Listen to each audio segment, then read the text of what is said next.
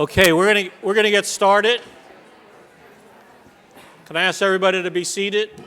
Thank you. Good afternoon, everybody. My name is Frank Chong. I have the honor and privilege of serving as the Superintendent President for Santa Rosa Junior College. And first of all, I want to thank all who were involved in planning this town hall. That included the Academic Senate, the All Faculty Association, the Classified Senate, SEIU, the Associated Student Government, and administrative leadership. And I want to give a special shout out to the Building and Grounds crew and all the people who put together the audiovisual today. Thank you.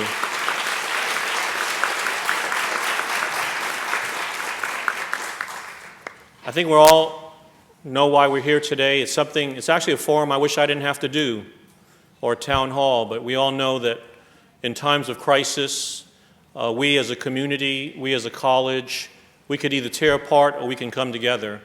And knowing Santa Rosa Junior College, this is an opportunity for us to come together, to share our feelings, to share our thoughts, to understand better some things that are very difficult to understand, the kind of senseless tragedy that happened at Umpqua Community College and happened at Santa Monica College a few years ago, happening all too often in our society. I think we all agree. So how do we make sense of the senseless? I don't know. And that's why we're here today, really, truly, because I, as your president, I don't have the solutions. So I turn to the people to my left, I turn to the people in front of me for solutions and for ideas, because as a community, we all have to take our own personal responsibility for making our society and our community safer for all of us. We split up the town hall into two major sections based on conversations that we had in the planning community. The first part will comprise of what is the college doing to ensure our safety as students, as employees, and as a community. And this panel will talk about that. And of course, we can always do more. And that's why we're here, to listen and have open hearts and open minds. And then the second part of the town hall will talk more, as I call the macro, is what is it about our society that's causing all of this violence? So I turn to our academic, our faculty. We're a college. This is a great learning opportunity for me and for all of you. And everybody has different ideas and viewpoints about why is this happening at this time in our history. So I know no better place than on a college campus where students made an impact in the 60s on the Vietnam War. Students made an impact on college campuses when it came to the divestment in South Africa, where students made an impact and faculty made an impact on all types of social issues such as nuclear issues. So today we're talking about what's happening in our society around violence. So I am very, very encouraged by the turnout. I want to thank again all the people involved, and I'm going to turn it over to Ricardo Navarrete, our Vice President of Student Services, who will serve as the moderator today. Thank you for being here. Appreciate it.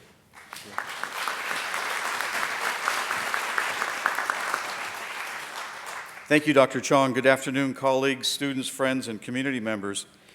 Welcome to the first Santa Rosa Junior College Town Hall. Our challenge today has already been outlined by Dr. Chong. We will address the complex issues related to our safety on campus and the culture we share that has engendered an era of violence and threat in higher education throughout our nation.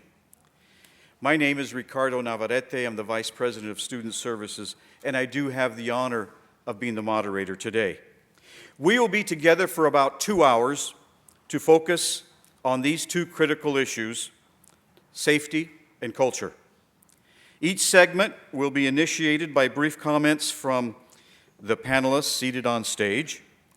Then the town hall, you, will present in Santa Rosa, and those in Petaluma watching via video conferencing will have the opportunity to ask questions and make your own commentary. If you want to speak today, be sure to fill out a comment card. The ambassadors and the ushers in the room have these little blue, thank you, have the blue cards.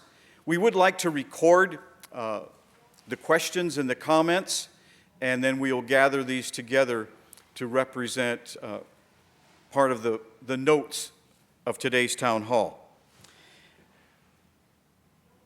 If you're in Petaluma, then you'll work with Dr. Matthew Long. We have audio connection in our town hall across the district, but unfortunately, we can't see our friends in Petaluma. Our format today will be straightforward. I will call 4 persons at a time to the public microphones. The cards will be collected and they'll be given to me, and I'll call 4. And then the next 4, and so on until it is time to move on to the second segment. We started a little late today, and so we'll see how the town hall proceedings go and whether we can conclude at 5 p.m. with closing comments from our president, Dr. Chong. The guidelines are simple for our town hall dialogue. We will limit a question or comment to 1 minute.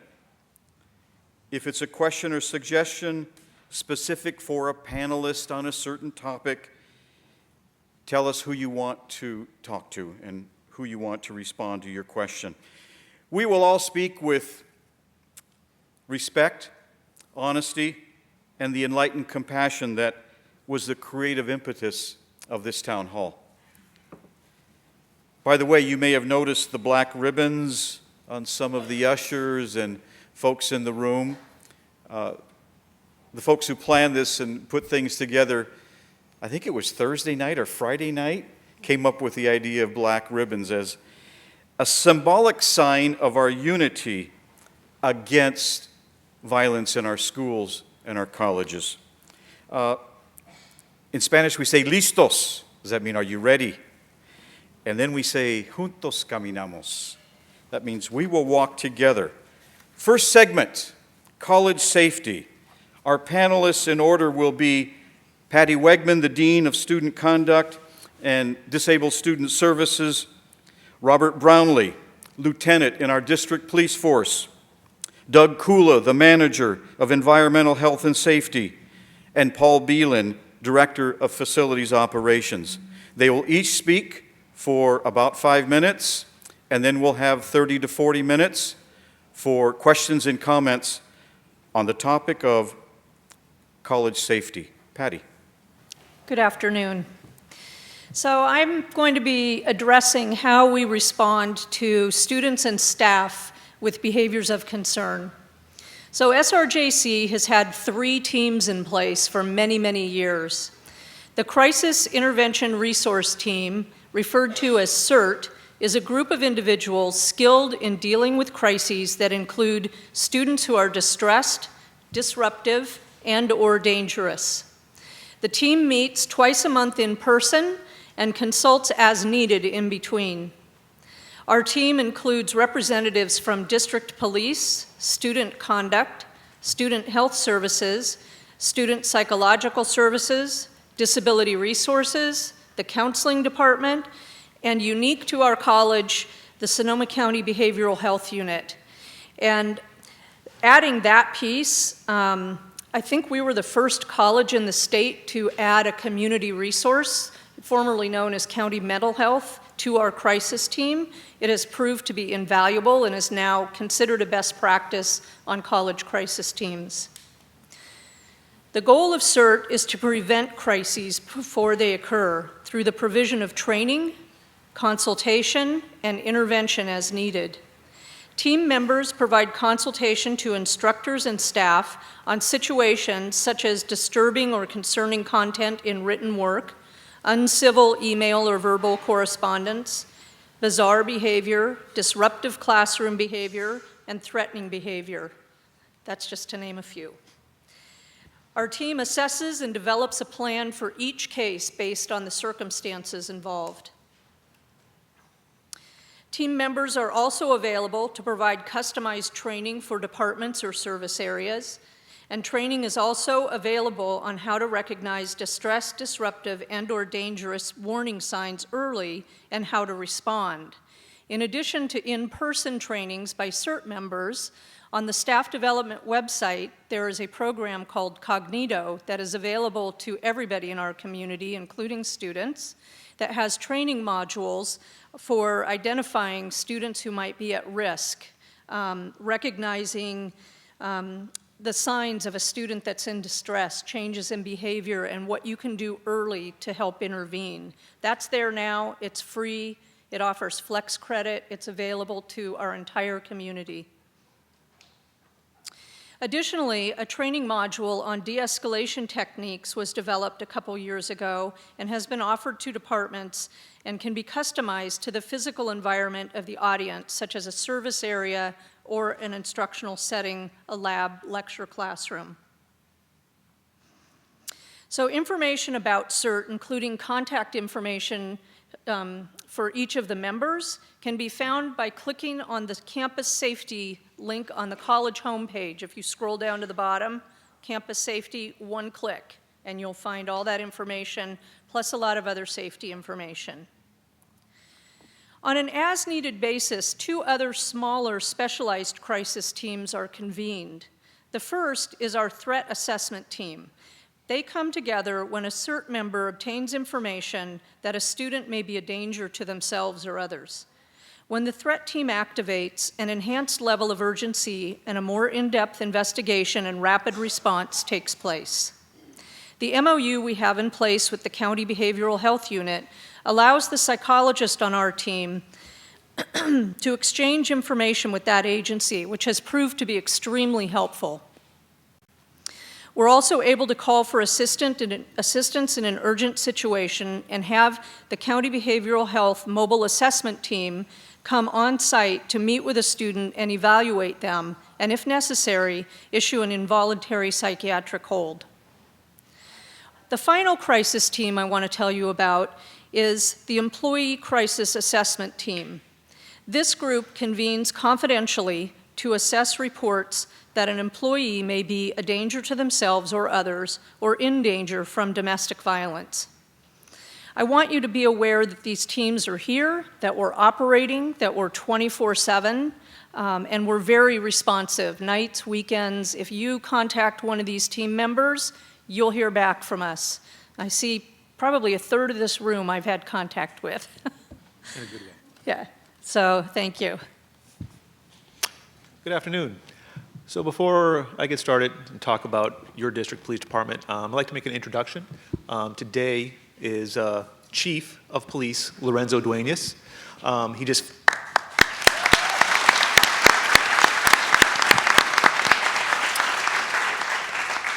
are very pleased to have him. He is coming to us with a wealth of experience, 30 years with the Sheriff's Department.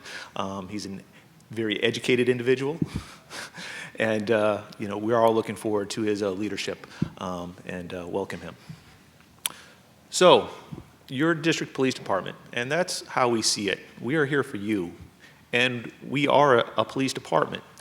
We have full peace officer authority throughout the state, and we are out there doing our best to protect our community. It's always remarkable when people think of campus cops and they don't understand the training that we go through. So our officers that are out there and our dispatchers and our community service officers, they go through a police academy, they go through an intensive field training program, and when they are at a solo capacity, they have gone almost a year of training just to be out there. In addition to this, as far as today's topic is concerned, over the years, they have gone through several active shooter type tactical training. We discuss it, we train for it, and we're prepared to handle a situation in the unfortunate time that would ever occur. We are part of a larger team with law enforcement, and we are not alone. We are a small department. However, I want the community, my community, to know that in the event of a situation like this, the resources are coming, and they're coming quick. And we're talking about county law enforcement, fire, medical, all the way up to state levels, and even at a federal level if need be. We discuss these things. We have plans in place. About 2 weeks ago, and I don't want to steal your thunder, but we had a Emergency Operations Center tabletop exercise on this topic. And it was very well attended and led to some very interesting discussions. The people that have these responsibilities, we take this seriously, we discuss it, and your police department trains for it. In addition to law enforcement emergency services, we also act as a team with the CERT team, with facility operations, with you. We're looking for solutions, and law enforcement response might not be the best solution. We are looking for a solution that we can address the issue with.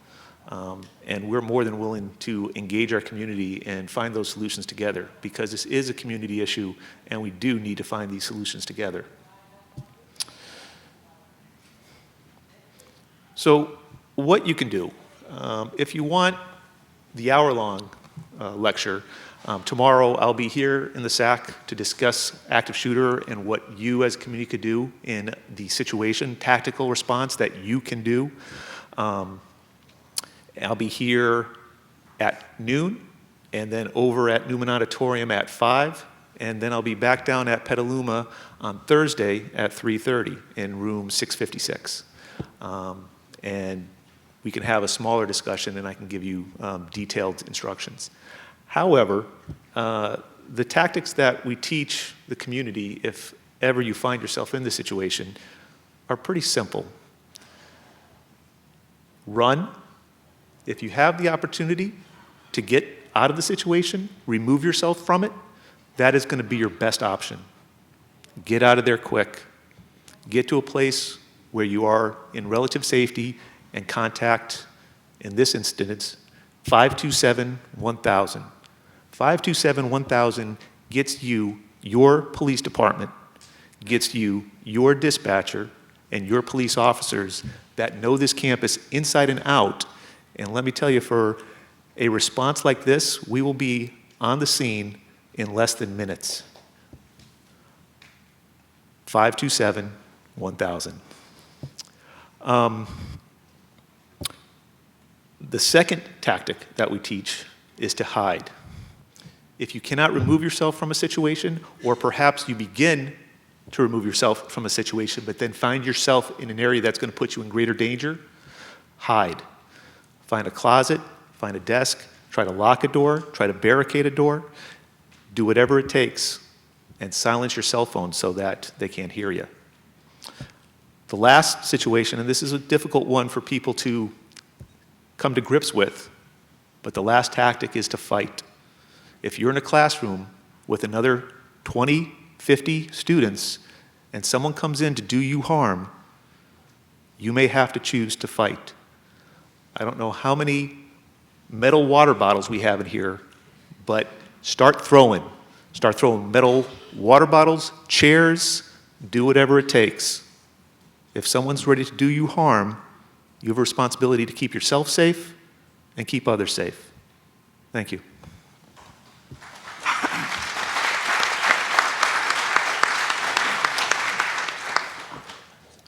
Hello, my name's Douglas Kula, and I'm the Manager of Environmental Health and Safety for the district. I've been asked to briefly describe the district's approach to active shooter preparedness and response from the perspective of my department. Firstly, I chair the District Safety and Health Committee, and after Sandy Hook, the committee was asked to review the district's preparation for an active shooter situation. The committee recommended effort be expended in 4 areas. First, active shooter response training, and as Lieutenant Brownlee mentioned, we partnered with district police to put together the training involving a video called Shots Fired on Campus When Lightning Strikes, a district police presentation, and a question and answer period. To date, we've trained approximately 300 members of our district community, and we've been ramping up those trainings. The second piece the committee thought about was building lock upgrades.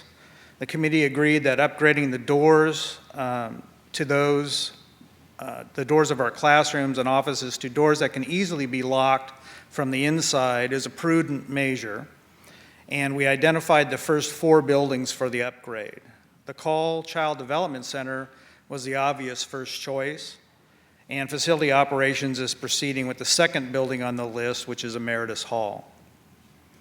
The third item was to increase Alert U enrollment. Alert U is the district's emergency text messaging system. You can get that on the district police website. It tells you how to enroll for it. And it's under that button that Patty mentioned, Campus Safety.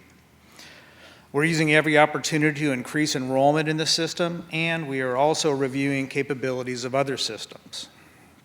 And the fourth item was emphasis on early intervention. And Patty Wegman previously described the district's increasing efforts in this area. A last point I want to make is EH&S, Environmental Health and Safety, is taking the lead on increasing the district's ability to manage all types of emergencies, including prevention, response, recovery, and mitigation. The goal is to provide an immediate response to preserve life, safety, and property, and then get back to the business of education as soon as possible. A few examples include our Building and Area Safety Coordinator program, our exterior communication team, building emergency action plans, setting up the district's emergency and district operations centers, and training that includes tabletops and functional exercises. As Lieutenant Brownlee mentioned, the week of the tragedy at Umpqua Community College, we had previously scheduled an active shooter response tabletop exercise, which was attended by 40 of our top emergency managers. So that's my summary. Thank you very much.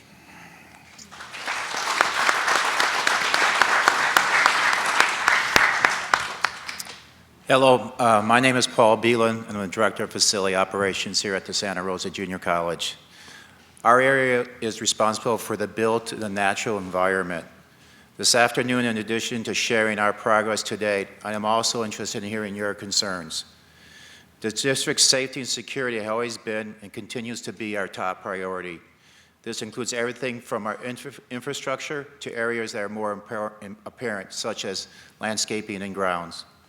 As a collaborative effort between district police, environmental health and safety, faculty members, administrators, classified staff, and student representation, I would like to highlight a few of our current and ongoing projects.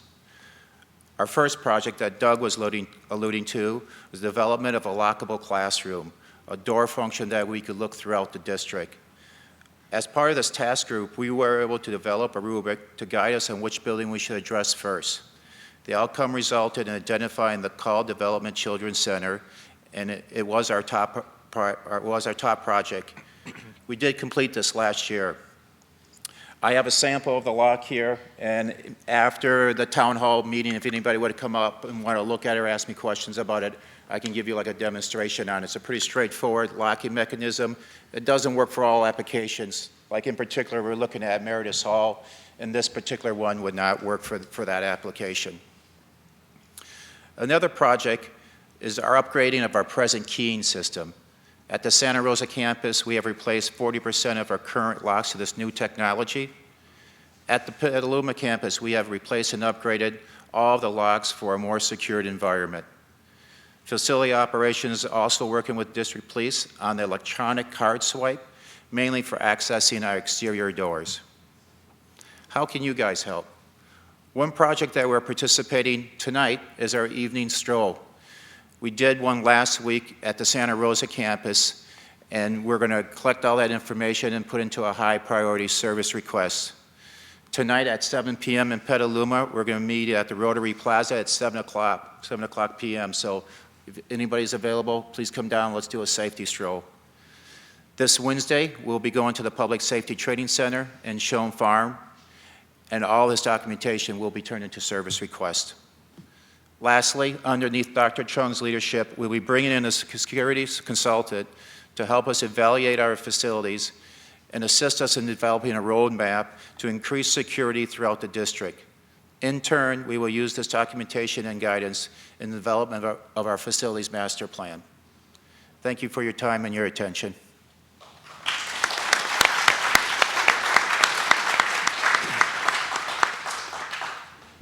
Okay, by the way, I'd like to thank Dreamer and Heidi for the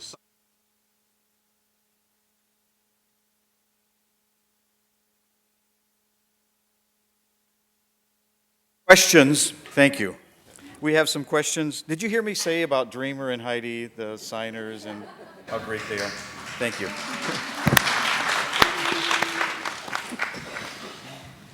Okay, questions, and you have about a minute. So would you please go to the mic, Lana Montgomery, Debbie Sherman, Peter Alexander. Those three so far.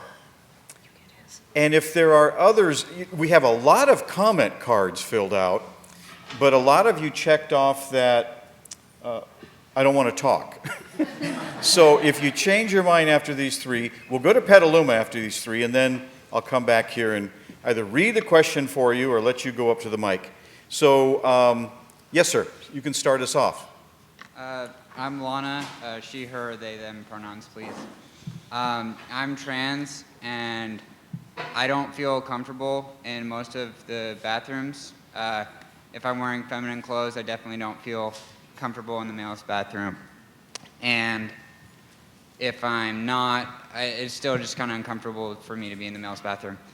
And I prefer, like, they, them, so, like, I'm pretty neutral with gender.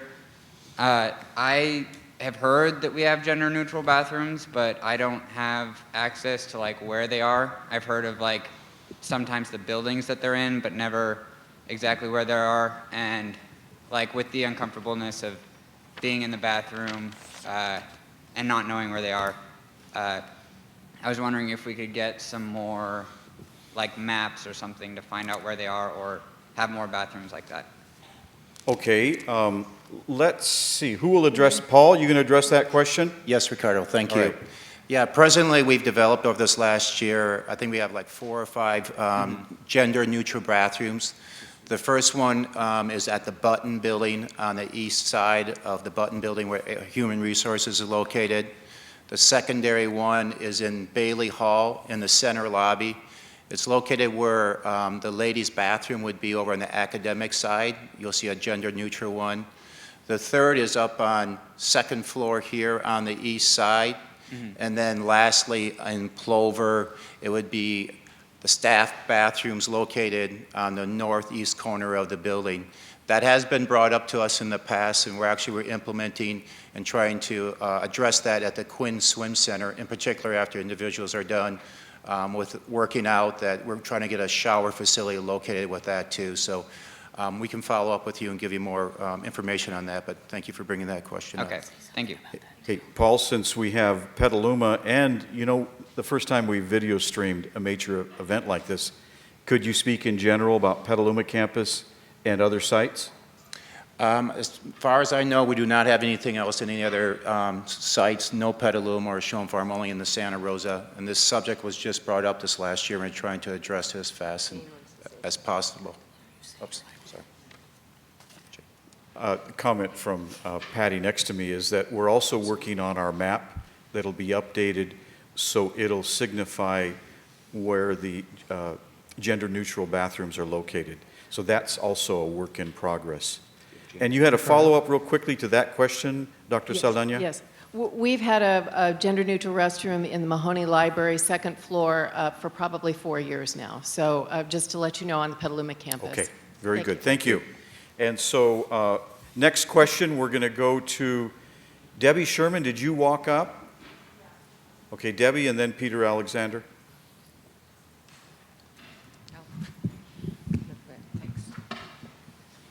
Hi. Because of the policies that the campus has highlighting students' privacy, oftentimes staff is not aware of potential serious behavior problems that could result in violent behavior. For example, isn't it important if a student has been expelled from campus that all of us, staff and everybody, is aware so that we can be alert that the student, if the student appears on campus or in our classrooms? Considering the need for increased safety, will the college reevaluate the rights of potentially violent students that put the rest of us at risk? Thank you. Okay, I'm going to ask Dean Patty Wegman to address that. Great question. So there are some things in place, and as the conduct dean, I'm often the person flipping the switch on separating somebody from the institution, either by suspension or expulsion. And when I do that, I always notify all of the current instructors and district police so they're aware with instructions that if you see this student on campus, call 527-1000. And then additionally, in our student information system, we just in the last year implemented big red letters at the top of the home screen that stays there that says conduct suspension. So anybody accessing the student records will see that, and there's a block put on the student's record. They cannot enroll in any classes. Okay, Peter Alexander. Yes, sir.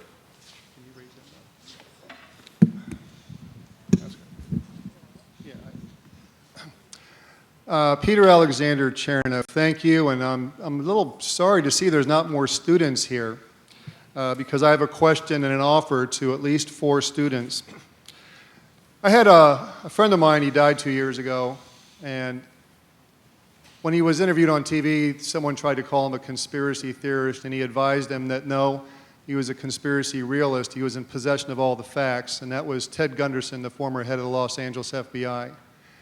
And one of his best friends was quoted recently, and that's a fellow named Steven Seagal, who asserts that many of these mass shootings were actually engineered by factions within the government.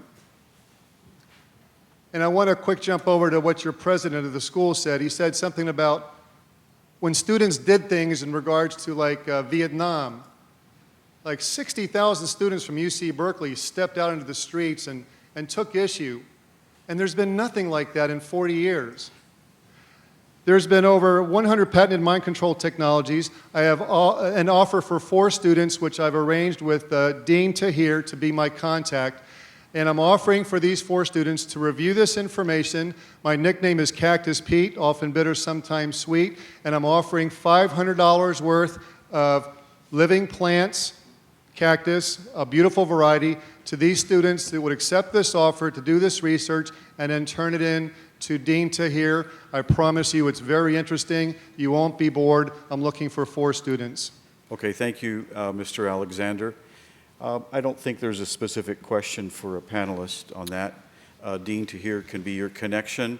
Any students who want to convey that message to other students, Dean Tahir in our Student Affairs Office is your contact. Okay, next question. Actually, Brenda Flies with Hawks. You have a question you want to speak? You want me to read it? Okay. This is for Robert Brownlee. Robert, how do you alert other police support teams, officers, when you need assistance? And how quick can we expect their response to be? And then the next question would be for Paul or Robert. How confident are you that police cadets are prepared to respond to emergencies, especially a shooter? Are they alone or paired with a police officer? So part 1, Robert, how do you alert other police support? So in the event of an active shooter situation, we're part of a countywide CAD system. That call is immediately placed into the system, and everybody that has access to that, not only law enforcement, but fire and medical are in there as well. So the notification is, for all intents and purposes, immediate. It's the responsibility of those outside agencies to review the call, and as our dispatcher updates the call with more information, that information will be relayed to those agencies in almost real time. So for the immediate response, it's in real time. As far as how we interact, we share information. We're part of a countywide report writing system. We can see other people's reports. They can see our reports. We make information available just by contacting supervisors from other agencies. They do the same in turn for us.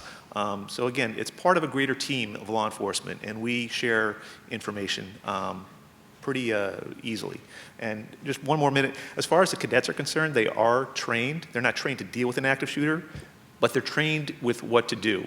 And they have to make that determination because obviously our cadets don't have the tools that officers have. And they're not paired up with a officer. So it's going to be contingent on each individual cadet to make that assist. We tell them never to go into a situation. However, they may make a determination if they're seeing something to relay that information to the incoming units. But they're basically given the same type of information as everyone else, where remove themselves from that situation, hide if necessary, and then fight as a last resort. I think a follow-up I would have if I was Dr. Fleiswith-Hawks would be on the first question, Lieutenant Brownlee, is how quick will those support assistants be from the off-campus agencies? I would imagine that Santa Rosa Police Department or Petaluma Police Department, they would be on campus within minutes. Within minutes, okay. I'm going to speak to Matthew Long out in Petaluma. Matt, can you hear me? Are you there? Yes, we can hear you. Oh, great. Hey, do we have any questions from Petaluma? We do. We have 4 questions. First, Johnny Seraph, then Kathy Spider, Malcolm Jackson, and then Heather Griffin. Johnny? All right, let's go through them. Thank you. Thank you all for coordinating this event. I heard Doug Kula talk about classrooms going to be getting installed with locks so that we can lock the classrooms internally, and I'm happy to hear that. I guess this is a question for facilities. Are there going to be other security measures, other safety measures that we're considering in order to make the campus safer in addition to the locks? Anything that's come up so far? Yes, I think an outside consultant, a security consultant, should come in with us and kind of review our existing buildings to make sure that the apparatus that we have, if it's functional, if it's the safest environment to have for the future. You know, if it's a pretty straightforward, like we were talking about the Call Developmental Center, I think that one was fairly straightforward. We could definitely knock that one out with our own technical skills. When you talk like Emeritus Hall, which is next on our list, it's more difficult. You have glass doors by glass windows right next to it, and locking the door from the inside at that time, if it's an active shooter, would be kind of difficult to have a safe environment. So it's an ongoing, and we'll take that information and put it into the facilities master's plan. Okay, thank you, John. Next question from Petaluma. Great, we have Kathy Spider here.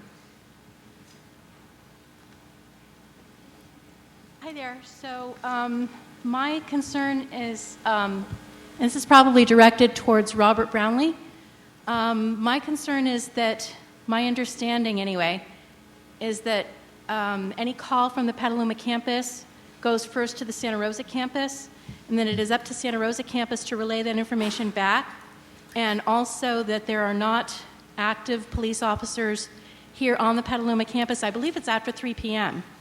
So if you could address that, please. And also my feeling anyway is that anytime that there are students on campus or staff on campus, that we have just as much right here to have active police officers as the Santa Rosa campus does. I think we have at least that much right to have the same level of security. Lieutenant? Okay. And you're correct. We don't have a police presence down there 24/7. However, the dispatch center that's located here at the Santa Rosa campus, that's how we communicate with our officers, CSOs out in the field, regardless what campus they're on. We have memorandums of understanding and mutual aid agreements with Petaluma PD, Santa Rosa Police Department, the Sheriff's Department for Schoen Farm, and Windsor Police Department for the training center. Unfortunately, what we're faced with is we have a limited amount of resources, and that we have to manage those resources to the areas that we see, and we do statistical analysis on where we see crime and place those resources to the best of our abilities. Obviously, we listen to our community and we try to meet the needs of the community as well. But it's an ongoing struggle with resources, and you know, we do have our officers down there Monday through Thursday, and they make frequent security checks throughout the weekend. Okay, thank you. I would just, just like to reiterate that I would really love to see more of a direct line of communication for an immediate response. That's what I'm looking for. Okay, well, all our officers, the radio system, everybody that is on duty at any particular time, when the dispatcher speaks over the radio, everybody hears it at the same time. Petaluma, Schoen Farm, regardless where they're at. Okay, Matt, we can move to the next question at the Petaluma campus. Hi, my name is Malcolm, and I know you guys are working towards putting locks on the campuses and all the doors for the classrooms, but this is my question for Robert Brownlee specifically, is if you feel that it's safer to just have locks with classroom with the locks, or do you feel it's maybe like if there's a room specifically for lockdown, or do you think both is a good idea, or what do you think? Again, what facilities and Dr. Chan has approved with the security evaluation, those are future items. What I would like to speak on is what you have available to you right now. We should all prepare ourselves minimally to just put the mindset that this is a possibility to occur in our culture. And with that, create an individual plan on what you're going to do. The reality of the situation is we have what we have at any given moment, and how are you going to use that so that you're safe and others are safe? If you have ideas, we're more than willing to hear them, and I know that Paul has taken those ideas and implemented a slew of them, so we're always open for new ideas. Okay, Matt, we have time for one more question from Petaluma, then we'll swing back to some Santa Rosa questions. Hi, my name's Heather. So most of the classrooms here have the doors opening outward, and they don't have locks on them. Along with the furniture that's in the classroom, many things are attached to the ground. So if we were to block the doorway or to lock the door, there's no way to do that here. So is there any steps being taken to change that? And if something were to happen, what should we do? Okay, Paul Beelan from Facility Ops. That's a good question, thank you. We can always take that information and again, from our typical classroom design and see if that's going to be functional for the future. And again, with working with the facilities master plan, there might be a different configuration or different style that we can do on the door to make it more of a safe environment.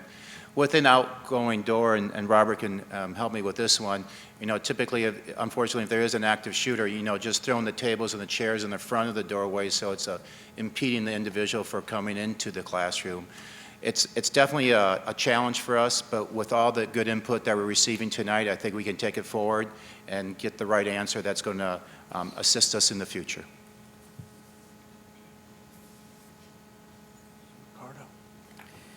Okay, we're going to move back to Santa Rosa Junior College, Santa Rosa campus.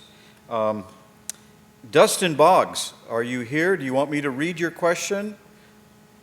Dustin, all right. So Dustin says, as a student at the JC for 3 years, not once until this past week have I participated in any sort of drill or preparatory test on how my classmates and I should react in the event of a school shooting. The only drill was on my teacher's own time. Even she stated that no instructions on what to do, that there were no instructions on what to do. Do you feel preparatory drills should be initiated at the beginning of each semester? Okay, you'll take that one on, Doug. Thank you. Yeah, I'd like to take that one. Our goal is to have a full evacuation drill in the fall and in the spring, one in the day, one in the evening. And what we have to do is build the infrastructure up to actually support that. So right now, Petaluma has led the way, and they've every semester they've added in more and more faculty, more and more students. So we're following their lead. In many ways, they've helped us to come, this is a bigger campus, so it's a little bit harder to deal with. But this coming semester, I'm going to be working with the Academic Senate and faculty and stuff to see if we can get more and more people involved in those actual evacuations and situations. Also, I think it's important that people go to the Chief Brownlee's or Lieutenant Brownlee's trainings, because what they've done is they really empower you to feel like you can take control of the situation. I was going to say with the former questioner there, you really just work with whatever's in your room and watching what you can use. You can use bottles, you can use backpacks, you can use whatever. You can wrap a belt around an outward opening door and pull it to the side, presuming you don't have a window by you. But you got to think about your space and then go from there. And just to reiterate, these drills are not only just for active shooter situations, but for any emergency occurring on campus. And that's just having that mindset that we live on a fault zone and this might happen, so we need to be prepared for that and a host of other things. Okay, another question from Santa Rosa, Teresa Molino. Teresa, do you want me to read your question, or you want to jump up to the mic? If I say it, can I add 3 questions to it? 3? Go to the mic. Okay. She's trying to negotiate with me on questions. Okay.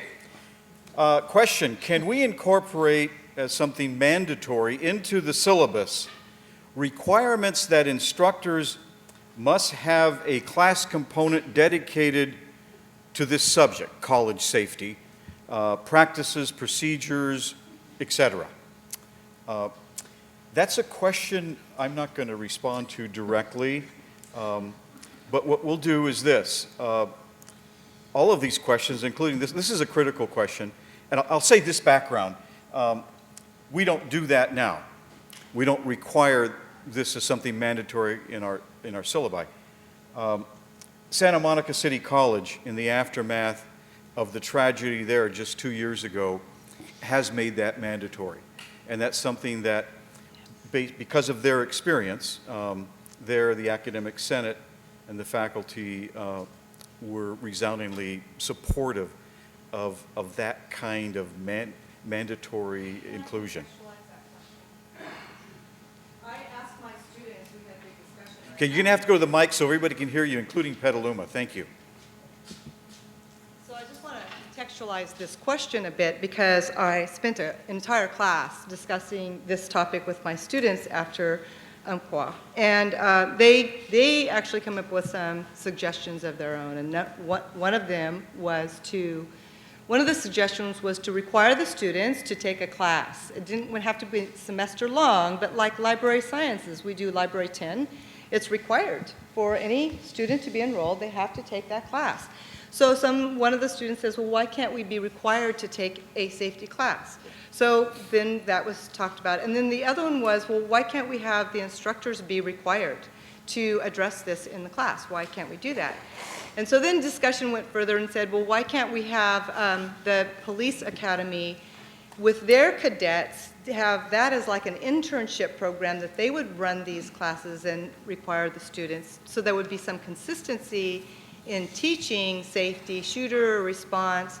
And so it was all about the discussion of, proactive, actually selecting some practices to do and not just theoretical. So that we're prepared. All right. Thank you, Teresa. Let's see, Diana. Diana wanted to talk on college safety about alerting the entire campus. Are you here, Diana? Where are you, Diana? Do you want me to read it, or do you want to go to the mic? Okay. So Diana says, on college safety, how to alert the entire campus that an active shooter has just happened, so all of us can run or lock down. What is the alarm system? All right, so Doug, you're on. Well, right now we're working on Alert U. That is the best, that's the tool we have right now. IT is working. We have a new phone system. So there is a possibility that we can use this to do global announcements over it.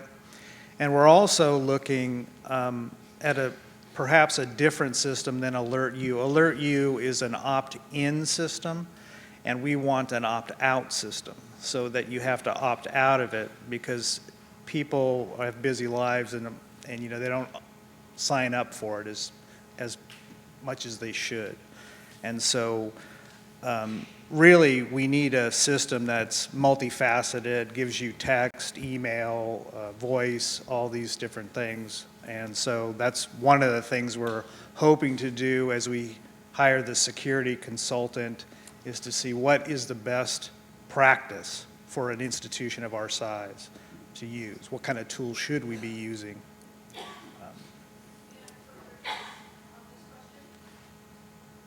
You need to come to the mic so that the folks in Petaluma can hear you, and also the thousands across the land in video streaming.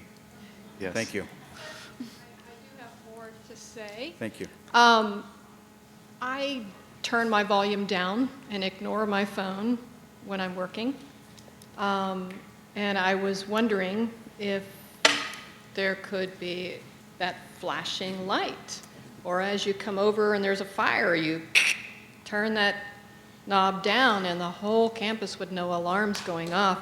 A system that you wouldn't have to be next to something electronic to know what was going on, either by your eyesight or your ears. Everything is possible. Yeah. It is. That I was mean, my we continuation. last year we put in some alarms like you're describing for our deaf faculty, and it's amazing how much it costs to do that. So like with the lock upgrade, a lock upgrade for the district is around $1 million, maybe a little bit more. An alarm system like this would be several millions. So it can be done, and I think what we need is a roadmap from the security consultant and the facilities master plan to give us the direction. Where do we want to expend those millions of dollars? What's the best place to put it to get the most safety for the least amount of money?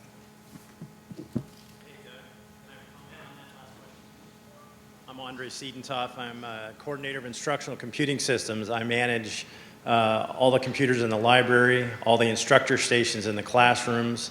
I also work with our folks in the labs. We do have another option that we are currently using and have been using for several years called Net Support Notify. And actually, when you did the earthquake fallout the other day, there's a message that flashes on the screen of every computer on campus. And in the case of a test, it goes to all of them. But Dr. Chong has, and the IT department have control over where that message goes by building, by campus. So when that software is installed in all of our computers and everything's working right, if something were to happen in a specific building, maybe you wouldn't want to alert the shooter or the person that's going crazy that you're in the building and that they know about you, you can hit every other building. So just to let you know, we do have that solution in place for contact right to the classroom. So if you're getting a lecture and something pops up on the screen, you know it. If you're in the library using it, and we have the option of sending this message not only to just staff, but also to just students or to everybody. Thank you, Andre. You're welcome. Andre, you get to fill out a card too with your comment so that we can record it, okay? You were a jump-in, but that's okay. All right, Ann Belden, you'll be the last card for Santa Rosa campus. Ann? Basically, last week I escorted a student to Student Psychological Services, and she, by the time students come to you and say, yeah, I'd like a faculty recommendation, they're usually feeling like they're in urgent, they're having an urgent crisis. I was a little discouraged because she, or the student, really needed to see a psychiatrist, and the whole process, because I was told that they didn't have enough therapists to see everyone, was really going to take about a month. It was going to take 1 to 2 weeks to get an appointment with a therapist, and then from then get on a wait list for the psychiatrist. And I felt like, I was there with her or with the student and pushing for some more urgent care. And this is nothing against student psychological services. I think they're wonderful. I just think that what I was told was that there were not enough therapists for the demand. And if there are other students who show up with such need, I want them to be able to be seen immediately and have their needs met immediately. So that's, I don't know if it's a question, but is that something that you guys are looking into in terms of supply and demand there? You know, we're always looking into this. Thank you.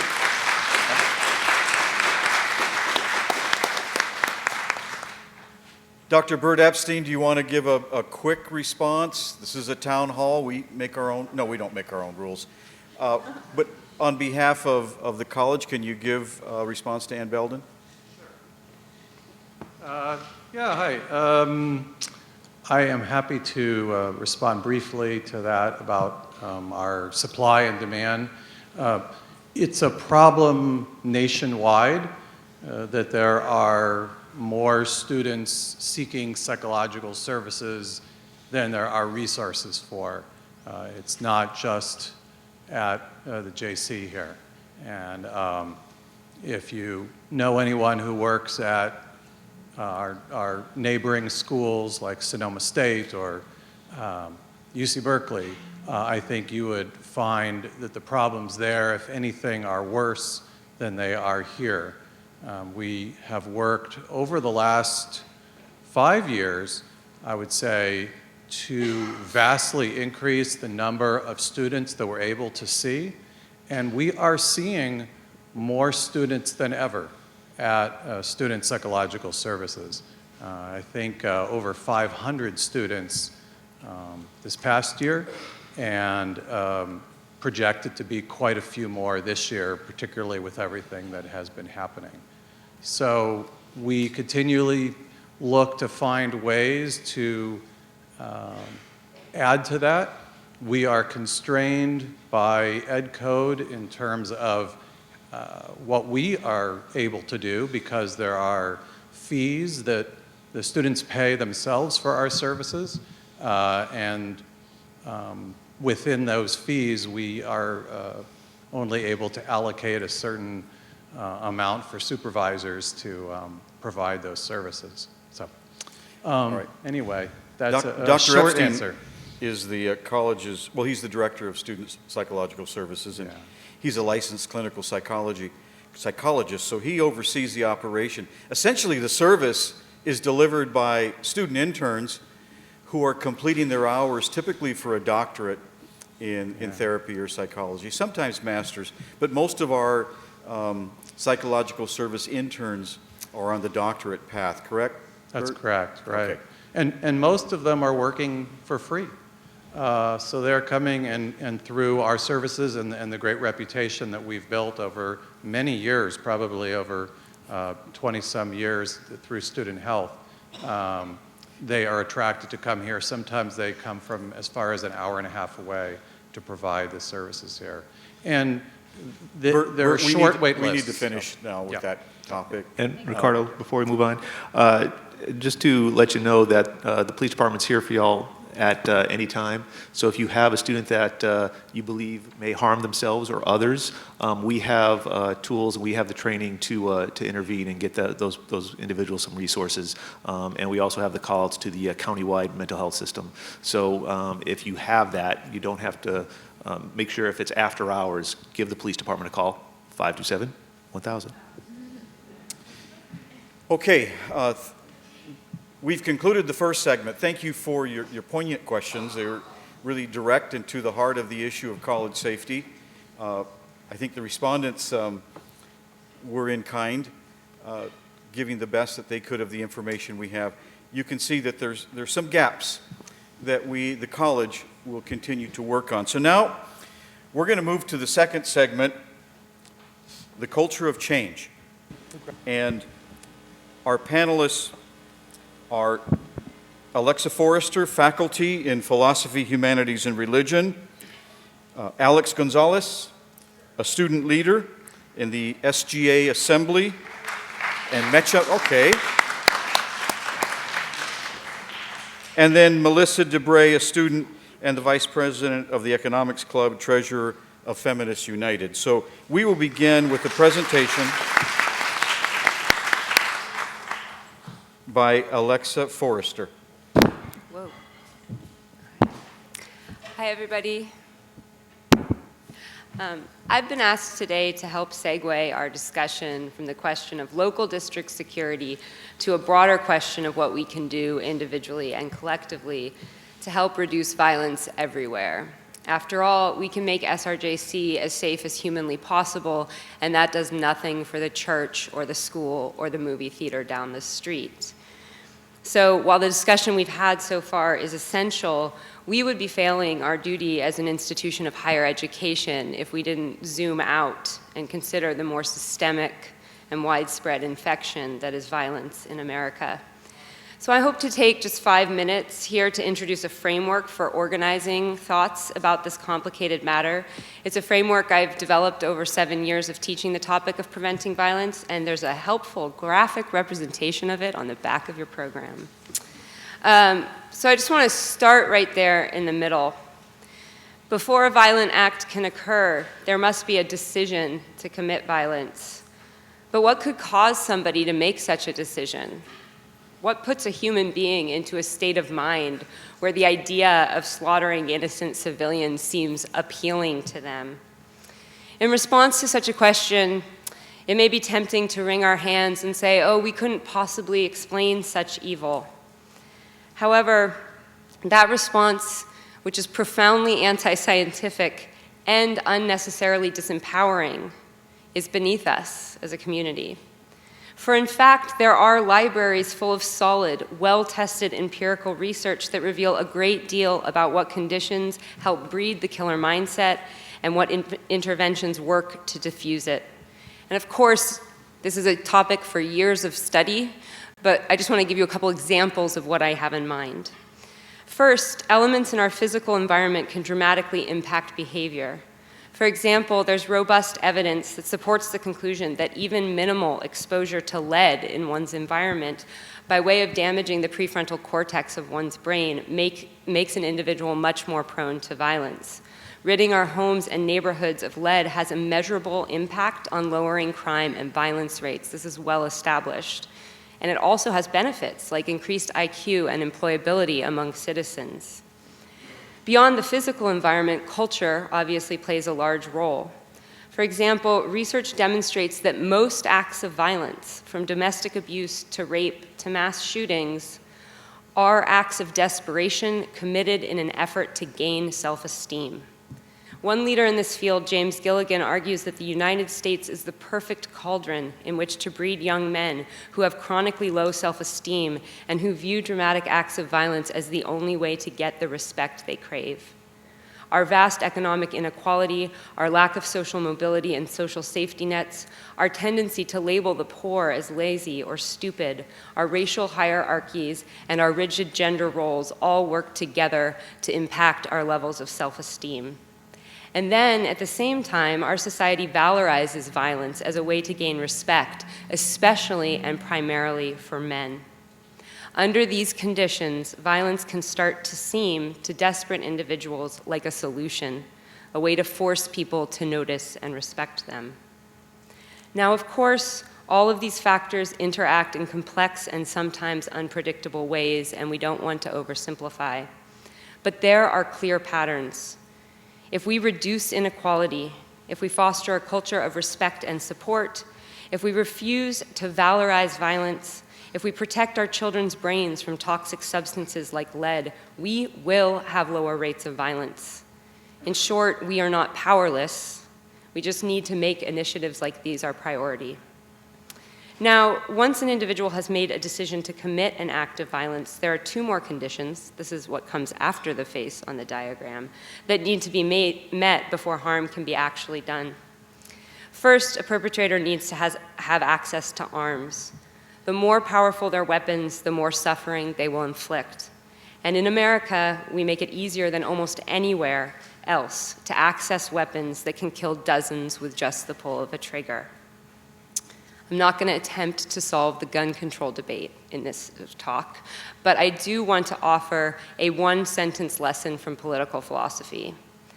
The project of civilization has always been and will always be an exercise in balancing the public good and public safety against individual liberties. Gun regulations curtail the liberties of those who enjoy owning guns. and curtailing liberty should always be a last resort in a free society. At the same time, as public safety continues to be significantly eroded by individuals who use legally and easily purchased firearms to murder thousands of innocent civilians a year, it is an appropriate time to revisit the laws governing the purchase and use of guns. We have strong evidence that restricting access to guns helps reduce violence, and we shouldn't rule it out as part of a comprehensive solution. Finally, the last step in the causal chain is access to victims. When someone has adopted the goal, unfortunate goal, of inflicting as much carnage as possible, anywhere that large groups of peaceful and unsuspecting citizens gather, schools, churches, movie theaters, marathons, these become the predictable targets. Our discussion today has focused so far on just this last link, and indeed it is critical that we do not leave ourselves more vulnerable than we need to be. However, it's also important to realize that here too, like in the case of gun control, there are value trade-offs.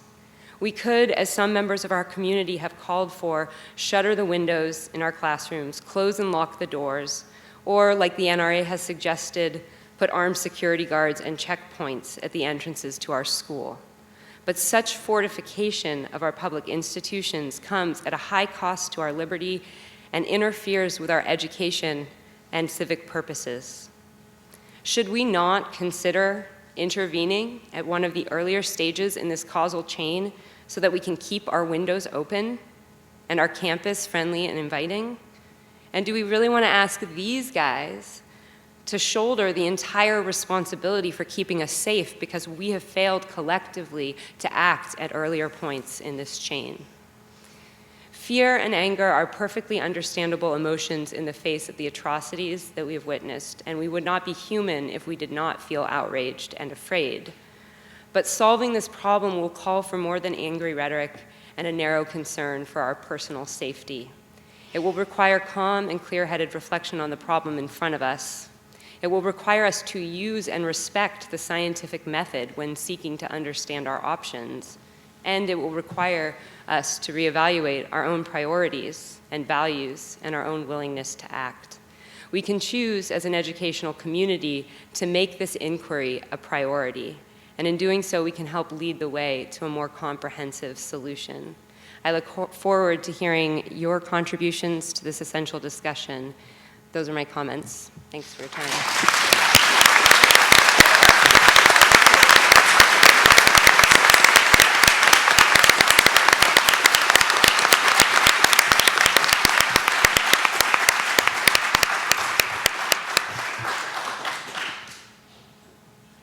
Buenas tardes a todos. Good afternoon, everybody. After the shootings that occurred in Oregon, Umpoga College, many students and faculty members are concerned, are we next? Certain main points that I want to point out are we want to have more connections with our professors and students for certain issues that we don't have that bonding, that connection, that one person we can trust. We need to have more and more connections with each other. The amount of increase of footwork of law enforcement on campus is great. However, as a person of color, I'm afraid I don't trust our law enforcement just yet. I want to see a lot more community organizing. Dinner, coffees with cops, bonding with a certain game or football, soccer, tennis, whatever. We want to bond more as a community. But one of the main reasons for that is the fact that these active shooters classes, workshops, are for the same purpose for us to be prepared on how to deal with these issues. But like I said, without that trust, how are we going to be going with our law enforcement and learning how to be prepared? Another opinion of mine is the act of cultural violence is the fact that nowadays our technology is more advanced. Children are getting exposed to video games. They're getting exposed to social media. They're getting exposed to certain rated R, unrated movies, and these issues grow and grow more and more. Children are fast learners. They adapt to video games and social media fast. If you get them close to the video games and the social media, obviously they're going to grow within time and time. Because nationwide, they believe that an active shooter is caused by a mental illness. No, it's not caused by a mental illness. It's caused because of the fact that they are exposed to new technology and video games. The increases of locks. Yes, these are great. They're great. But the fact is, many of us, when there's an active shooter, the first thing in our mind is we're going to freak out. We're going to be there in our classrooms, and with all the training that we've learned, those who actually do go to the workshops, we're going to learn for the same purpose on either getting under a desk or start getting ready and just lock the door. But if we lock the doors, some people are going to get claustrophobic. Some people are going to get anxiety. They're going to freak. And we understand the fact that having these locks are great. However, what is the solution is what we ask. There's no such thing as a solution. A solution, we're going to find it, but it's not going to take a week, 2, or 3 weeks. No, this solution, it's going to take years. But what is the solution? To me, the solution is gun control. Yeah, some of you may be looking at me and saying maybe, yeah, no, gun control is not something we should go at. Gun control, we want to go hunting, we want to go do this, but it should be enforced. Because as a student here, more and more guns that we see, we fear more and more. Our generation is getting more and more smarter. However, our generation is getting smarter more and more, but with the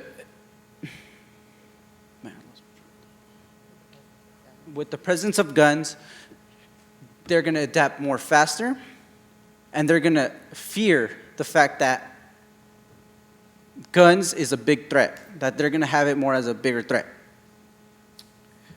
But one thing we do need to enforce is trust, gun control, and bonding as a community. Thank you.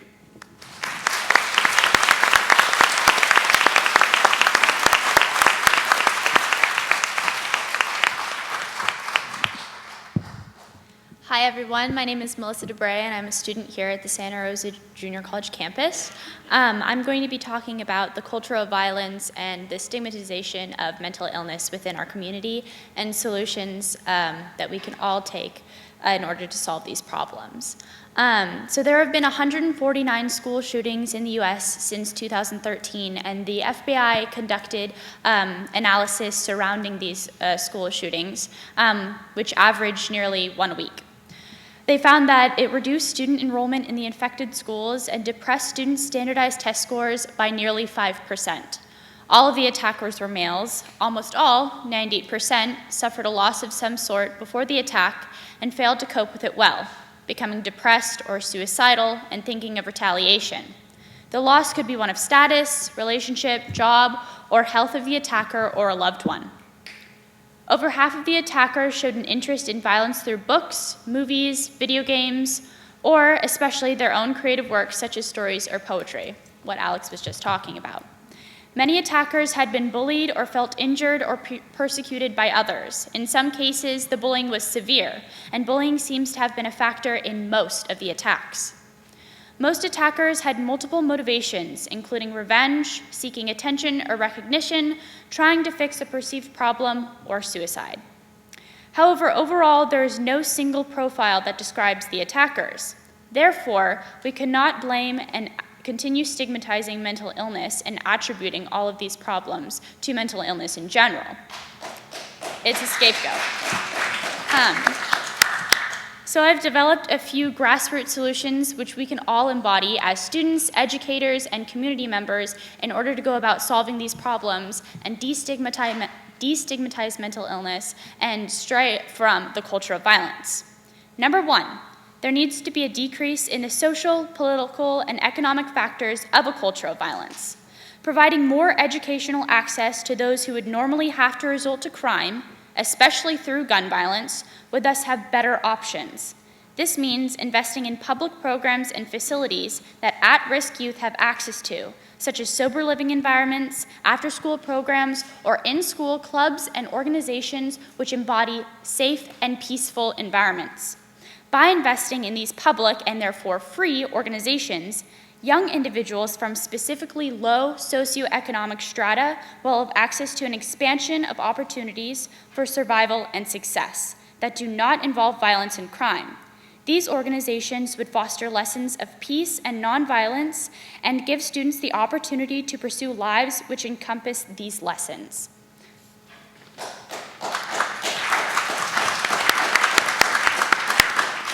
Therefore, we need to cut down on violence in the media and promotion of violence in the community and decrease the patriarchal media promotion of hypermasculinity, what Alexa was talking about. Because all school shootings in the last 2 years were carried out by males. Keep in mind, this could easily be done through implementation of Ms. Forrester's plan and steps.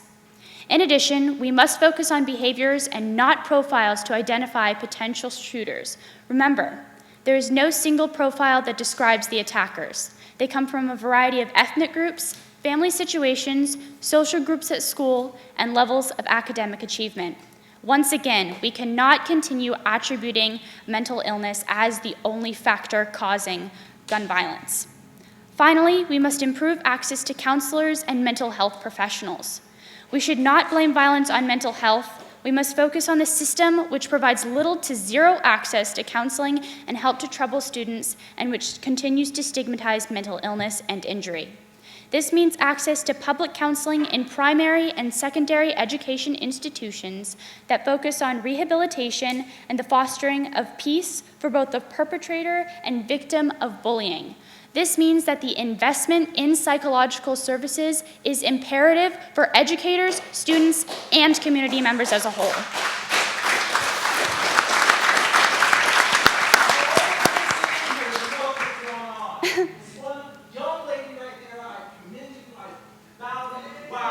Thank you.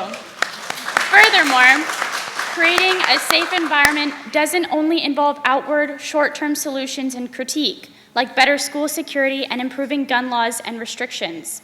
We must think long-term and analyze the underlying cause of gun violence and violence in general, which stems from A, growing up in a patriarchal, imperialistic, and war-driven country which advertises violence as a sexy symbol of success and power, and B, a country which prioritizes training young individuals to be violent by ignoring, attacking, and stigmatizing those who suffer from mental illness, over providing safe, inclusive, and peaceful spaces for young individuals to be educated in the areas of peace.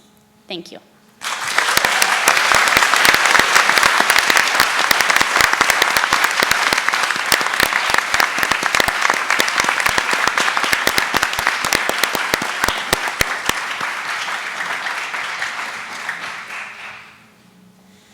Okay, we're going to have Melissa respond to your questions, and I'm teasing Melissa. She goes, Ricardo, are you real? Okay, you know, we have the same phenomenon. A lot of cards, and only a few of you want to speak. So Alexis Serra, Damien, and Jean Bailey, would you please go to the mic, and we'll start off with Alexis.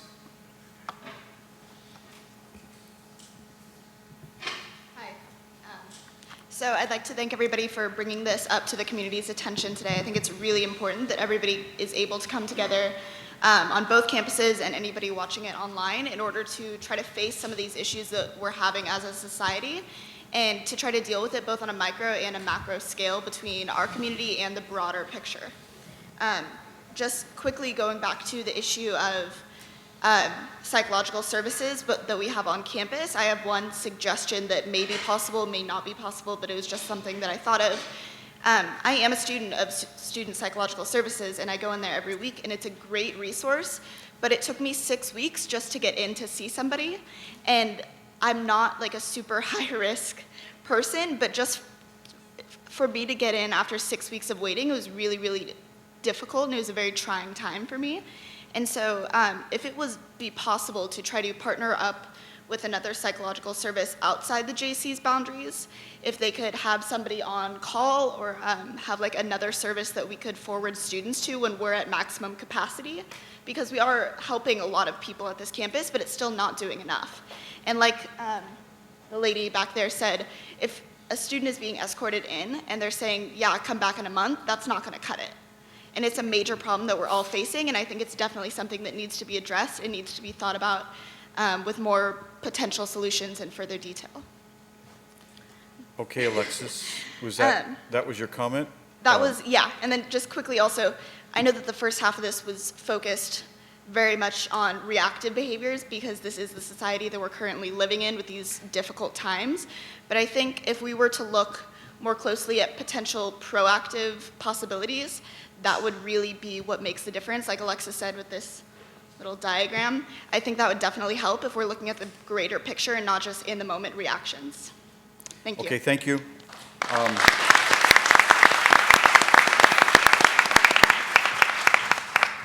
Before you speak, Damien, I know the issue of psychological services is a critical one, and we'll be asking Dr. Epstein to look into how we can partner, expand our services. He's explained that we do that now, but he's also acknowledged that the resource doesn't satisfy the need. Our students have psychological needs that we can't entirely address, but it will not be something that we're going to turn our backs to. We're going to continue to look at community-based partnerships and how we can expand what folks have really highlighted is the emergency response for those who need help right at that moment. Okay, so with that, we'll go to Damien. You have a question or a comment? Comment, question. All right. First of all, I would like to commend Santa Rosa Junior College for putting on a town hall meeting to address an issue that is affecting us all as a culture, as a community, as a society, as a nation. But with all due respect, Santa Rosa Junior College hasn't experienced a gun shooting in 10, 15 years, or if ever. But Santa Rosa Junior College does, on a semester basis, have a situation where women are being sexually assaulted and raped on this campus. So I would like to see a town hall meeting on that and hear what the community officers are going to do to address that particular issue.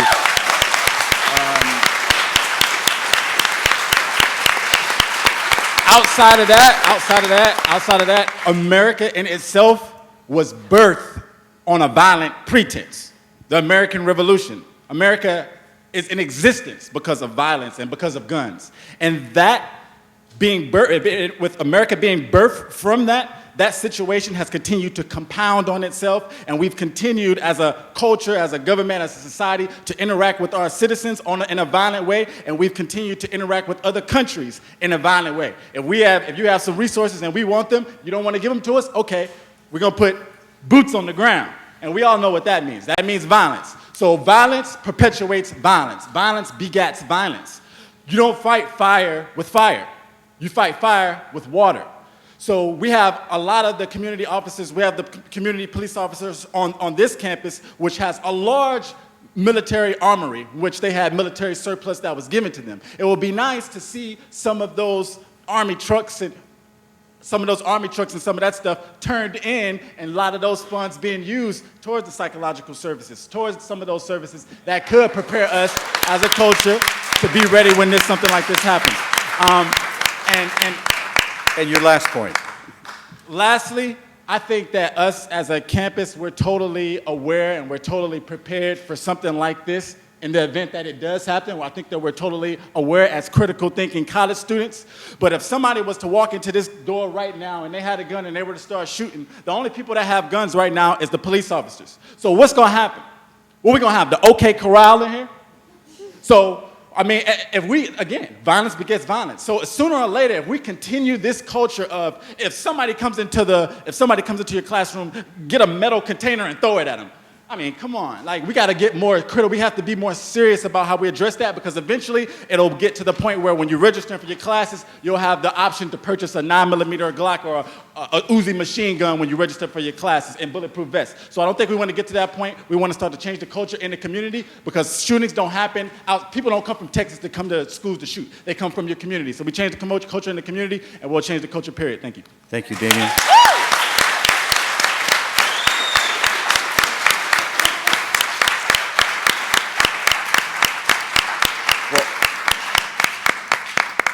Okay, he got a lot of applause, but he went over a minute. And is there any response, Lieutenant? Can I just say that I really commend you for pointing out that it's really a mistake to treat these different types of violence as independent phenomenon. The rapes on campus are, they're directly related to mass shootings, they're related to police brutality. All of this violence is systemic, and I really appreciate you pointing that out. Thank you.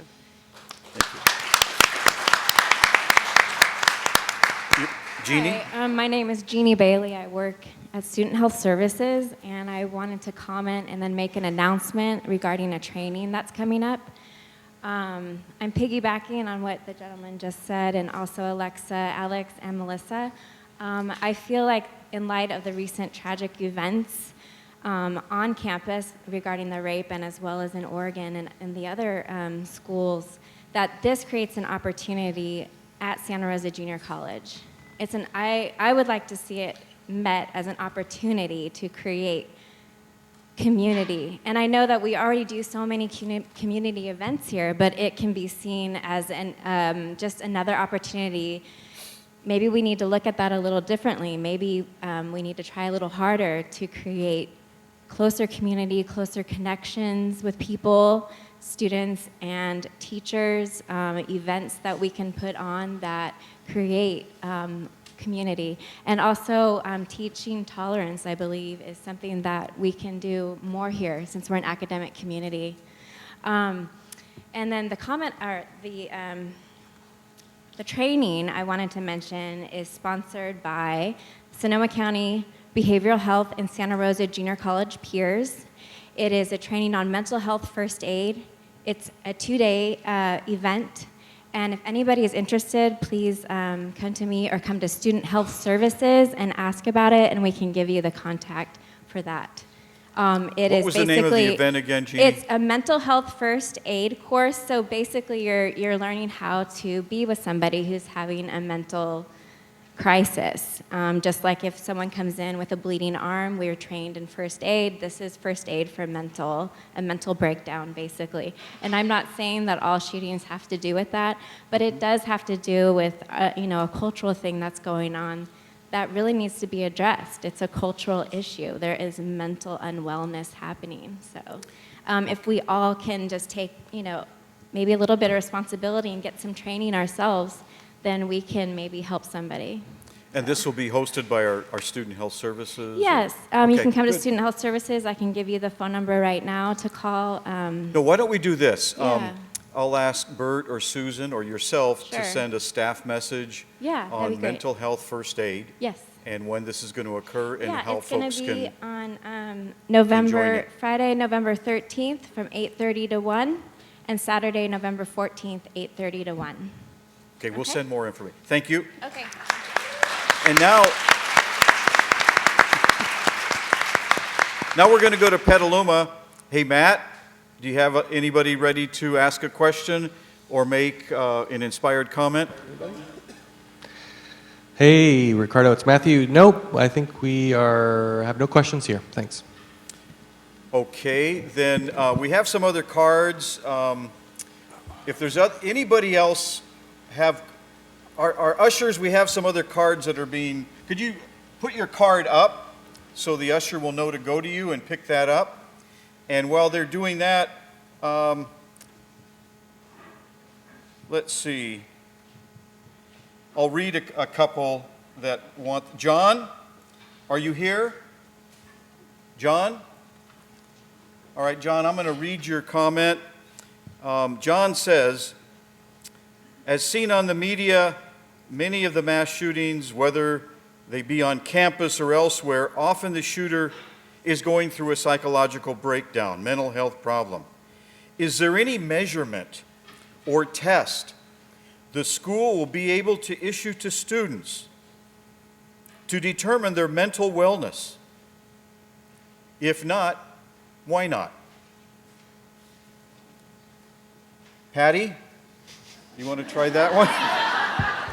Thank you. Well, I'm going to jump right on Alexa and the civil liberties piece, that students have a lot of protections around their privacy and their civil rights. And so to mandatorily require some type of psychological assessment of students, I think there would be a pretty strong counter argument to that. And I generally come back to, it's on all of us. It's on all of us to know the person next to me is not acting the same, what's going on? Maybe I better talk to my teacher about it, or, you know, they have their head down in class all the time. So my philosophy is that it's really on all of us to be more mindful about those around us and keep our finger on the pulse of what's going on with the people that are right in the room with us. And that's probably going to be our best strategy, is to support each other in that way, to try to do the early interventions and notice things before they escalate into violence. Okay. And Lana, you're up for a question.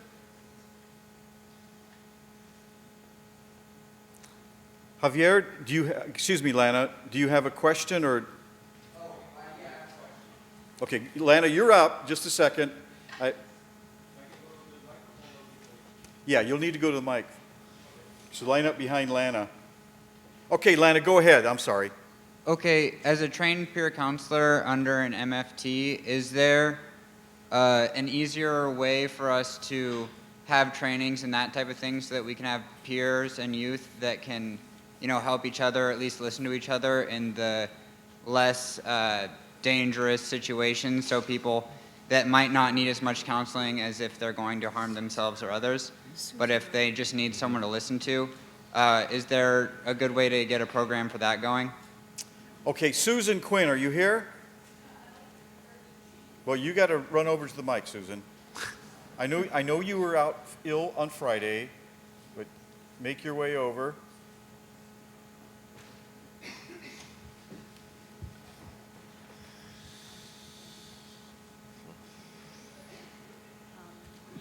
That was a great question, because we know that a lot of students actually trust other students better, talking with people that they can relate to more, and they may, you know, it's kind of intimidating sometimes to go in and talk to a licensed psychologist. There's a lot of stigma around it. Sometimes you need that. But we do have a peer counseling support program in Student Health Services. It's funded by the county under the Mental Health Services Act. And we actually have 6 peers that are trained in mental health first aid, suicide prevention, and that they're available and out on the coop and on our campuses doing events, peers workshops every month on different issues. And I don't know, do we have any peers in the room? I don't know if you'd like to stand up and just kind of identify yourself? Okay, anyway, so it's a great idea, and yes, we are doing it. It would be great to expand it, but we are, again, dependent upon county dollars at this point to support the program. Thank you, Susan. I think that we have professional staff, we have interns, we have peers, and the resources still don't meet the need. Stephanie Starr, you have a question. Will you please go to the microphone? And then Javier, where are you? You're ready to come up after Stephanie. Thank you. Hello, thank you for giving me the opportunity to speak to you, and thank you for having this forum. My question is, last week we had the earthquake preparedness drill. However, many of the students that I know were in class. We do not have access to our phones while we are in class. What can we as students do to help facilitate the dissemination of information in an emergency in that situation?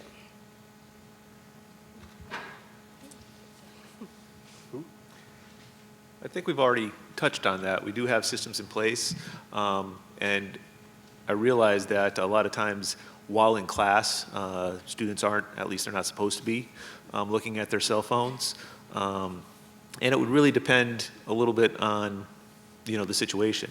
As in an earthquake, you're probably not going to need a text to know that is going on. As far as the topic that we're discussing today with active shooters, these are generally very short-lived dynamic events. As a matter of fact, by the time we get the word out via text through the Alert You system, more than likely at least 5 to 10 minutes would have elapsed, and possibly it may have been over, maybe over by the time the mass notification gets out. However, there's the aftermath of the event, and securing the scene. There's evidence to process. We have to render first aid to the victims, and the student body, the faculty, our community has to be aware of what's going on so that they have clear direction on where to go for services, where to go for psychological services, and all the resources that will be coming here. As a follow-up to that, and I don't mean to be argumentative, but it almost sounds like you're saying it's not really worth the time for us to have a situation like that, a plan like that. To the students that I was speaking to, earthquakes, yeah, we know when we feel it move, that's fine, but that doesn't tell us where on campus to go. That doesn't tell us, all of that. That is not, as long as I've been here, been covered in the safety handbook that comes out. You're told just don't take the elevators. And another comment I have is that piggybacking off of what Damien said, this last sexual assault issue that happened on campus, the information doesn't get out till we read it in the newspaper. I myself phoned the police department, your police department, to ask what is it that is involved with determining, what criteria do you use to determine when an Alert You should go out. I don't know if it was you, I don't know who I spoke to, but the person that I spoke to, the answer was, well, that happens all the time, and if he had had a gun, we would have sent out an Alert You. As a woman, I was offended by that, because that event shouldn't be minimized. You don't know what kind of psychological problems are going to happen because of that event. The incidences of post-traumatic stress in a sexual assault victim can be as high as 90%. So for whoever it was that said it, to just kind of blow it off like, oh, it's okay, they didn't have a gun, is a problem in the thinking and culture that we have and that we need to address. So I don't know how to do that. Well, okay.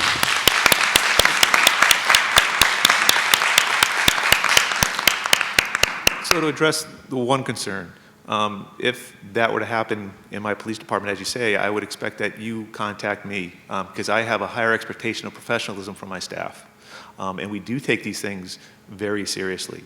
As far as the notifications that go out, we use the Clery standards on getting that information out to the community in the best way that we have at the time.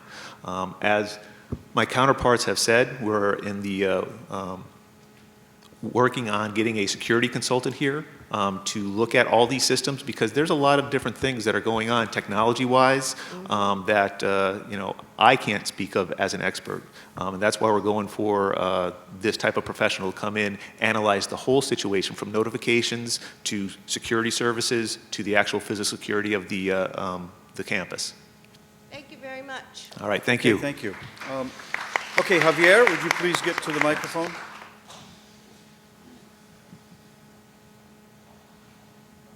Hi everybody, my name is Javier Rodriguez.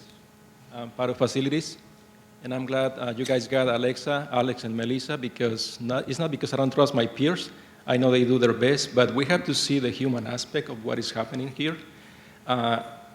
Basically, using the quote from Alexa, she said, okay, it's more than responding. That's what our facilities and everybody here in our college is trying to do, response. They are limited by resources, and there's no other way to put all the responsibility on them, because those resources are not available all the time, or sometimes the situations, they overpass the resources that we have available. So I'm glad that you focus on the human aspect of that, because that's what we have to do as a community. Basically, we don't have to respond if we prevent. And you mentioned something very important. It's not always health issues. It's also being lonely, being bullied on the school, in different situations. But most of the time, even when she said that it's not a pattern, I think loneliness is a pattern in most of them, at least in 90% of them. So the question is, what can we do as a community to prevent, not to respond? And basically, everybody has the responsibility to do that.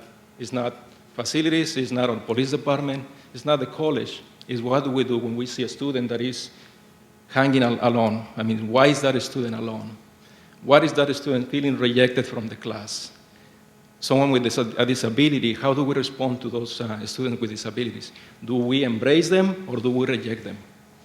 Everything has to do with that, but again, we have to prevent, not to respond.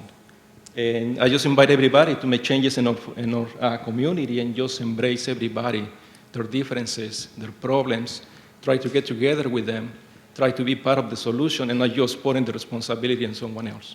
I trust my police department, I trust facilities, I trust Doc Cool and Patty Wickman, but I know that they don't have all the resources available to respond to what's going on right now. So I just invite everybody as a community to make those changes. Thank you. Okay?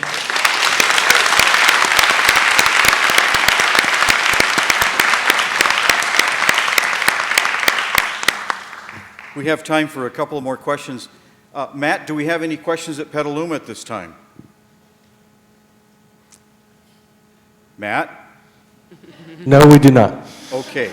Well, here's a question. It doesn't have a name, but it would go to the second segment panel.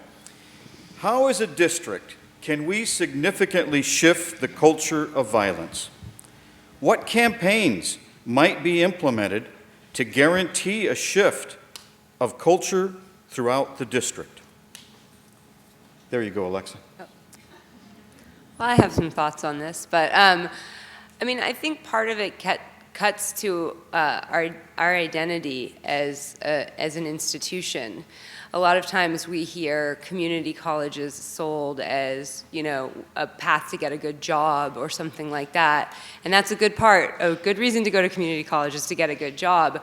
But our actual civic duty is much larger than that. It is to collect and disseminate information that makes society better, even if it doesn't directly get you a job. So I would say that, you know, we can set up programs. I actually am in the process of collecting a list of all of the classes that are taught that touch on the topic of preventing violence so that I can make that public. I know Smitha in the library has put together a LibGuide. So that's our role as a community college, is to really step up and gather this information and disseminate it and make sure that we're including this content in our courses. So that's one part of an answer. I don't think it's a complete answer, but. Melissa? I would say, as a student, in addition to having access to courses which foster a safe environment and foster nonviolence and preventative measures, but also being aware as an individual in an education institution to not be indoctrinated into such a violent system, to not let yourself be influenced by negative factors in the media or video games, books, movies, so on and so forth, and by adopting safe and peaceful personality qualities and making so that you and your peers also adopt those and foster those qualities and make it so the community as a whole is safer in general.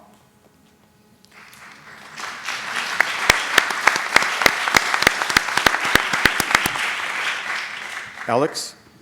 So, like what I would suggest is participating more as a community, getting more involved, being out there, using your voice, because that's the most powerful thing you have.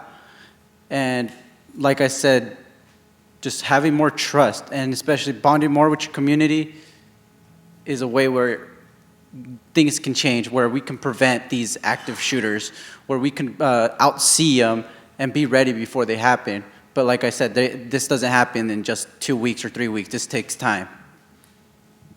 All right, thank you.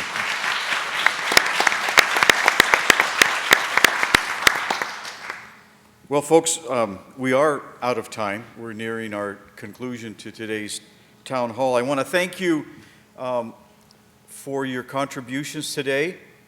Some of you were not only bold, but very brave in the statements you made public and that you shared with us about how you see your safety, college safety, and the culture of violence that we live in.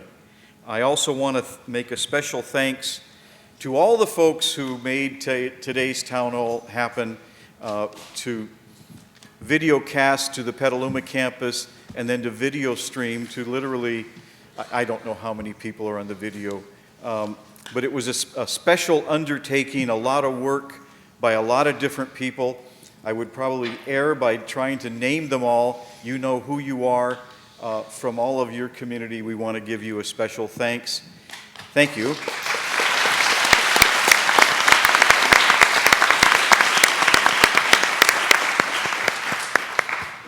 Dr. Chong, your closing comments for this great college community.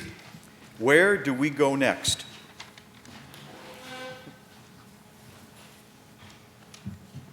If you want something new, you have to stop doing something old.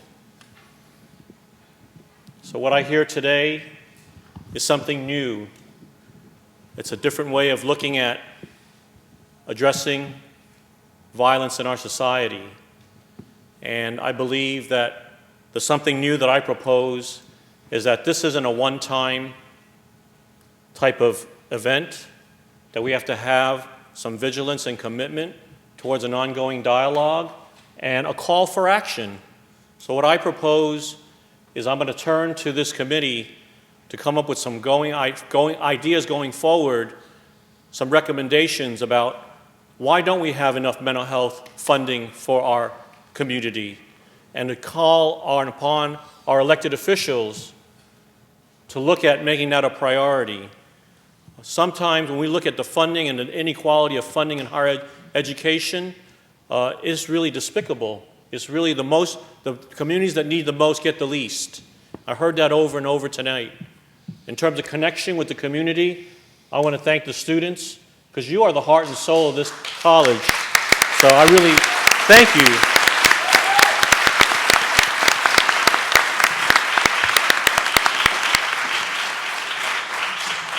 And I believe your generation represents the something new.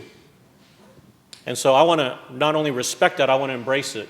I want to take that energy, I want to take all those great ideas, and let's put it together in a way where we could put together like a treatise or a call for action from SRJC as a leader, not a follower, but a leader to do something that's going to make a difference for our students so they don't have to wait 6 weeks for mental health services, that they don't have to deal with sexual assault on campus, that we need to have a better system to respond to all the crises that we see before us. So I'm really, really encouraged and inspired by what I heard today, not only from the panel, but from the audience. This is part of building community and connection that I think the students are talking about. And I will do my best from where I sit to make sure that this isn't just a good dialogue that lasts one day. It's an ongoing dialogue. Like what folks were saying, this is something that's happened over 2 weeks, a semester. It's a lifelong pursuit, but we got to take advantage of it now, because I truly believe that unless we take action, this is going to happen again. Maybe not at Santa Rosa Junior College, but it's going to happen on another campus, because the statistics that was shown earlier is that this is an epidemic. This is a public health issue that we have to take on. So I thank you all for being here. I promise to come back and report to you with the next steps going forward. But we just can't leave it here. There's too many good ideas and too much goodwill here and too much commitment to change. So please join me in shaping that change. Be the community you want to be, okay? And thank you for being here. And let's thank the audience one more time, and thank our panelists.